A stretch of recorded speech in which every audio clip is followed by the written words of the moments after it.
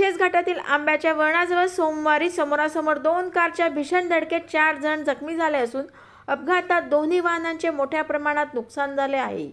उल्हासनगरहून Ertiga कारने अहिल्यानगरला जाणारे पंढरीनाथ दहातोंडे आणि चालक रंजन जाधव हे घाटात पोहोचले असता समोरून येणाऱ्या 21 वर्षीय हरीश अमजद पठाण याने बेपर्वाईने भरधाव वेगाने कार चालवत आपली लेन सोडून इर्टिगाला जोरदार धडक दिली आहे. चालक रंजन जाधव यांनी प्रसंगावधान राखून गाडी नियंत्रणात ठेवल्याने मोठी जीवितहानी टळली. मात्र धडकेमध्ये दोन्ही वाहनातील 4 जण जखमी झाले असून त्यांच्यावर उपचार सुरू आहेत. प्रत्यक्षदर्शी आणि चालक रंजन जाधव यांच्या तक्रारीवरून निष्काळजी वाहन चालक केल्याप्रकरणी गुन्हा नोंदवून पोलिसांनी पुढील तपास सुरू केला आहे.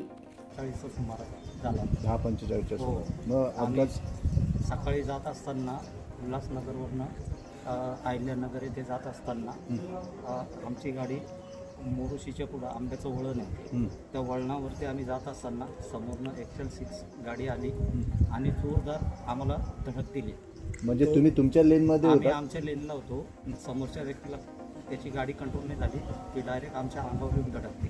अच्छा. आणि आम्हाला साईड मारायला पण जागा नव्हती, तर डायरेक्ट त्याने धडक दिल्या. आम्ही डिवायडरला जाऊन गाडी आमची अडकली. जर डिवायडर नसतं तर आमची गाडी खाली घाटाच्या खाली गेली असती. 18 वर्षावरीलच होतं. आमची एवढीच मागणी आहे की त्यांनी चूक केली, आमचं जे काही नुकसान भरपाई आहे, नुकसान भरपाई झाली पाहिजे. आणि त्यांना कुणाकुणाला पोलिसांना कळवलं, पोलीस किती वेळात आले? घटना ठिकाणी ते जवळ अर्धा तासाने आले. अर्धा तास. 20 मिनिटांनी आले. मग आता तुमच्या बरोबर हे यांचं नाव काय? यांचं नाव आहे पंढरीनाथ दहातोंडे. दहातोंडे. हां. त्यांना कुठे कुठे दुखापत झाली? यांच्या छातीला मार लागलाय, बरगडीला लागलाय आणि पायाला लागलाय. माझ्या डाव्या हाताला लागलाय आणि माझ्या पण बरगडीला लागलाय. अच्छा. MLC करून पोलीस स्टेशनला कळवली का? हो, कळवले. त्यांनी FIR करून दर्ज केला. आणि आमची एवढीच मागणी आहे की असं आयंदा न घडू म्हणून कठोरात कारवाई झाली पाहिजे. म्हणजे बेजबाबदारपणे असं तुमचं म्हणणं आहे की हां. गाडी बेजबाबदारपणे चालली असं? बरं. आता मग तुमची पोलिसांनी FIR घेतली आहे ना? घेतली आमची FIR.